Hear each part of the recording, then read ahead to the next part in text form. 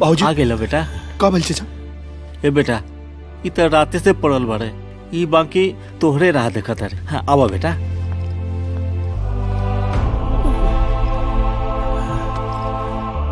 बाबूजी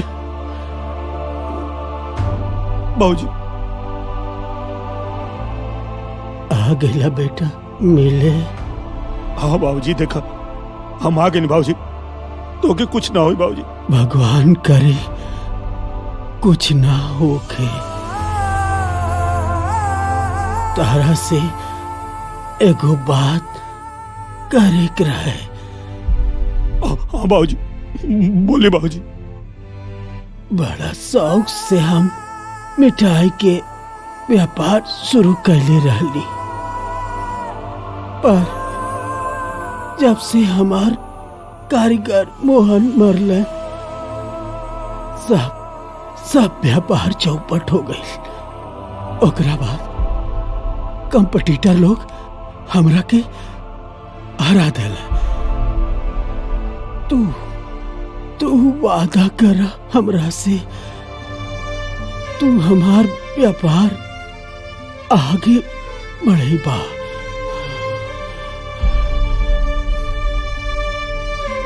और अपने बाप के सपना पूरा करबा।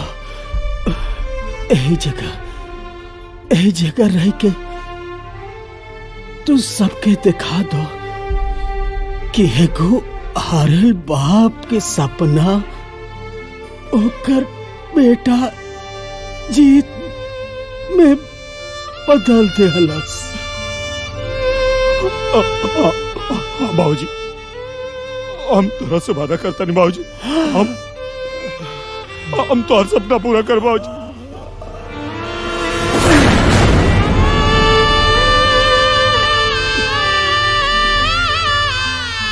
बाबूजी है? अरे जसवंत बाबूजी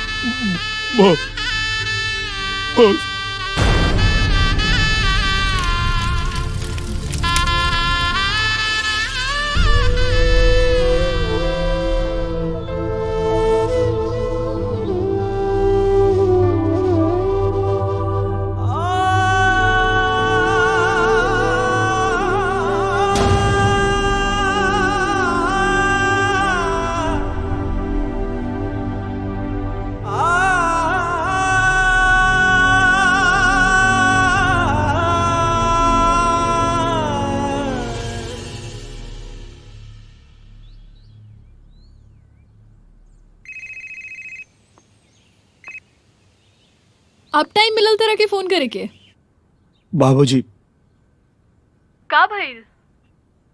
बाबूजी के देहांत हो गई। का? सॉरी, बता देले रहता तो हम भी आ जाती। हाँ चंदा, शहर कब आवे के बा? आवे के तबा, लेकिन हमेशा खातिर। हम कुछ समझनी ना। का कोनो और उपाय नहीं खे का? चंदा वो बाबूजी की आखिरी इच्छा रहे कि हम गांव में ही रह के उनकर विरासत संभाली। तोहरा के भी हमरा साथे यही रह के पड़ी। तो हमार जवाब शायद तू जानते बड़ा। तहारी फैसला में हम साथ नहीं दे सकत। और वो साथ जिए मरे के वादा? वो तो शहर खातिर रहे, गांव खातिर ना रहे। का मतलब? अच्छा ये रही कि रिश्ता के यही खत्म कर दिया जाओ, ताकि जब भी एक दूसरे से मिलल जाओ तो नजर मिलावे में झुकावे के ना पड़ी। चंदा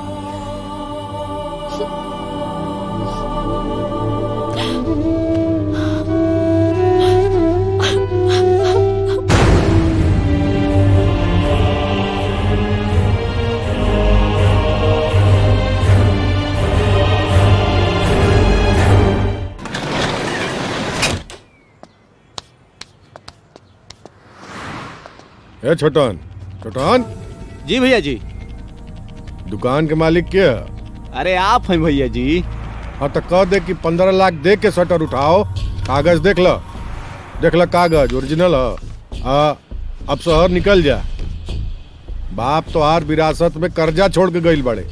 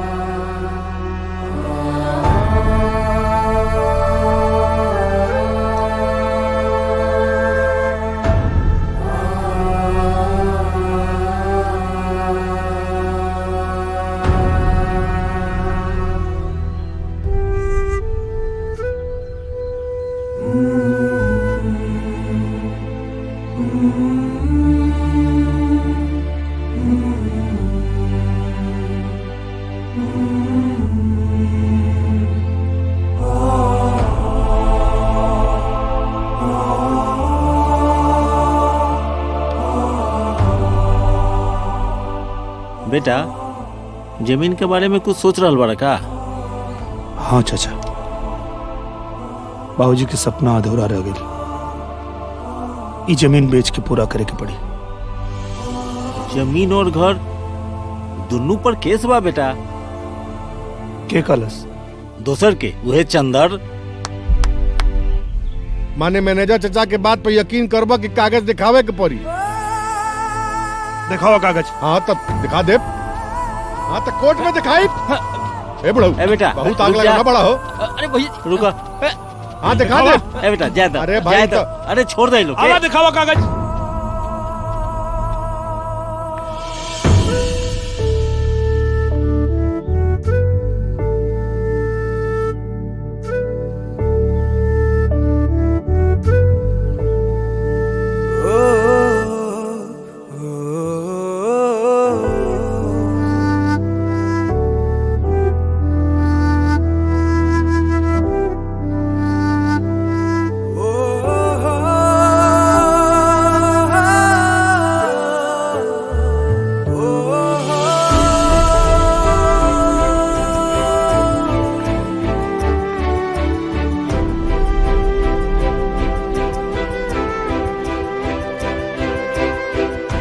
इतना जल्दी कुछ ना हो पाई विजय बाबू। समय के इंतजार करी या फिर कोनो नया काम शुरू करी।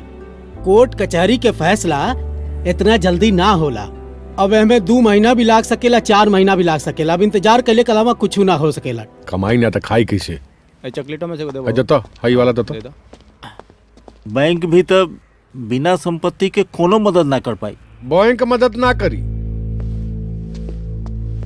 लेकिन हम मदद कर सकता नहीं। लेकिन हाँ, 100 रुपया दिया ही तो 200 रुपया लिया आई।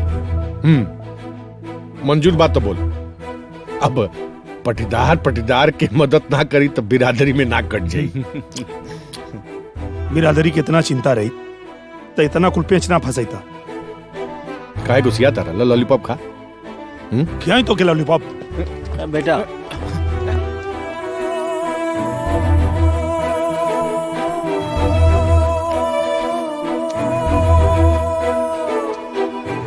नमस्ते। हाँ सर नमस्ते। बोली विजय बाबू, कैसे याद कैनी है? सर वो सैलरी के ऊपर थोड़ा लोन की रिक्वायरमेंट रहे। अच्छा, नौकरी बा कहाँ की सैलरी के बारे में सोच रहल बाड़ा? मतलब? बिना बतौले गईल रहला तो तारा जगह कोई और के रख लेले बानी।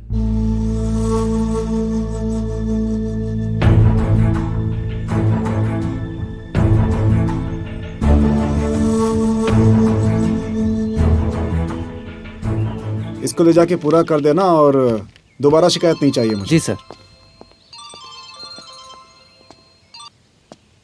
हाँ राकेश। बोल ना विजय। का हाल बा? सब बढ़िया बा यार। भाई अब एगो मदद चाहिए यार। अरे बोल ना भाई, जब यार यार के काम ना आए तो यारी कौन काम के? हाँ यार वो जॉब चल गई बा, थोड़ा कुछ पैसा के मदद चाहत रहे। जब नौकरिये ना है तो लौटेबे कहाँ से?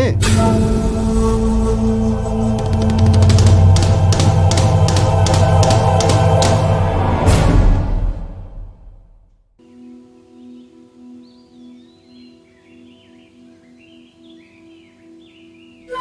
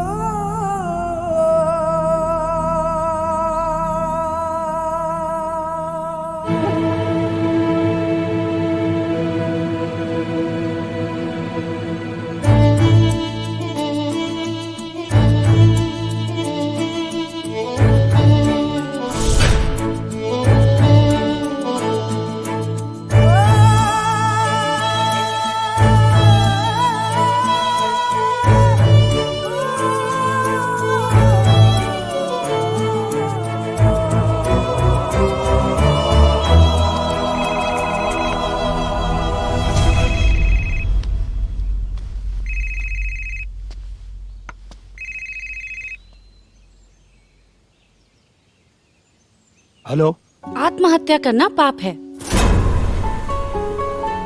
तोहरा सही के कहला कि हम आत्महत्या करे जा रहल बानी।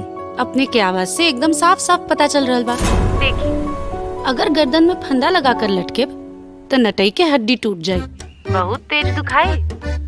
और अगर सोचब कि रेल के नीचे कट के मरी तब तो उसे ज्यादा भयंकर कुछ हो ही नहीं खे सकत। हाथ कहीं, गोड़ कहीं, पेट कहीं, सब तरफ खून खून खून। लेकिन ये बतावा कि तू बोलत के बाड़ू?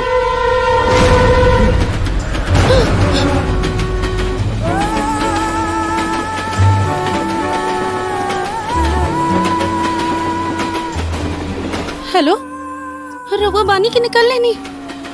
पानी पानी पानी। देखिए, स्वस्थ रही, खुश रही। जीवन बहुत अनमोल बा। दिल खोल के जी, जैसे हम जी रहल बानी। हमार माई ना हमरा के बहुत मानत रहली। और पिताजी कलाकंद बनावे के कारीगर रहले। रोज हमरा के कुछ न कुछ मीठा खियावत रहले। लेकिन 8 साल की उम्र में ही हम अनाथ हो गई नहीं। माई बाबूजी के मरला के बाद हमरा जिंदगी में एगो बहन के आगमन भई।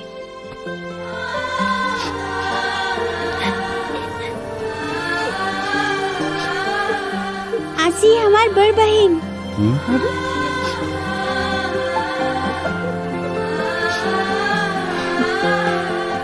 बहन के ही वजह से हमरा के घर मिलल, और घर में माता पिता के प्यार। और हमनी दोनों बहन एक दूसरा में इतना घुल मिल गई निसन कि केहू नहीं के कह सकत कि हमनी एक माता पिता के लड़की ना है।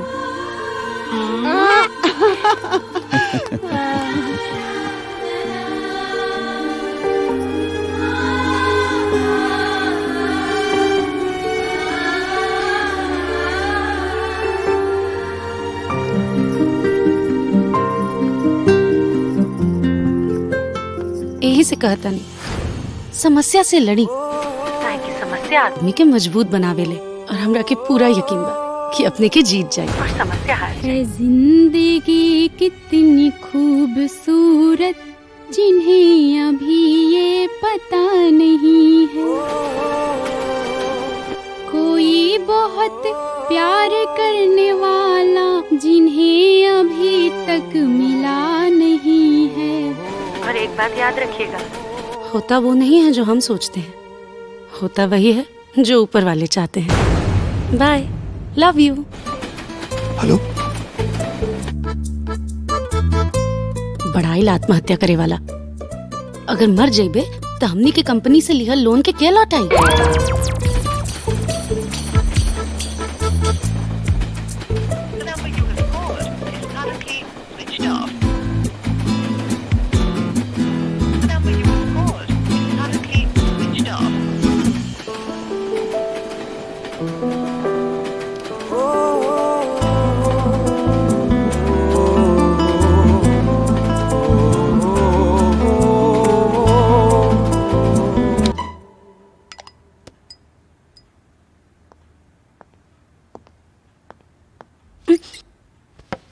कॉल सेंटर में पर्सनल फोन यूज ना होला, कितना बार कहनी। अरे सर, उ का भइल ना, कंपनी के लैंडलाइन फोन खराब रहल, तो हम सोचनी कंपनी के इतना प्रेशियस टाइम हम वेस्ट काहे करी, यही से अपना पर्सनल फोन से फोन कर देनी। और वैसे भी एक क्लाइंट के जिंदा रहल बहुत जरूरी है, एकरा ऊपर कंपनी के 50 लाख के लोन है। वैसे नंबर कौन लगैलू है? नंबर 77144344।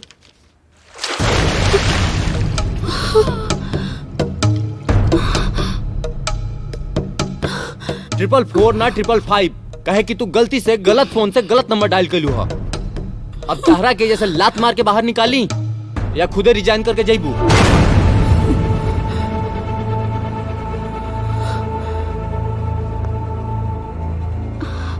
Excuse me mister.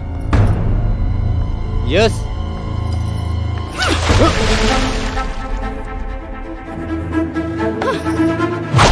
काहे पानी फेंकले हमरा दीदी पे? हमेशा दूसरा के प्रति उहे व्यवहार करे के चाहिए जो दूसर से आप अपने प्रति चाहे नहीं। और हाँ, घर के गुस्सा घर पर ही छोड़ के आवे के चाहिए, ऑफिस तक ना ले आवे के चाहिए। बॉस के लिहाज रहल ना तो मुंह पे पानी ना चप्पल मरती। चल काजल, भाभी जी के नमस्ते कहिया।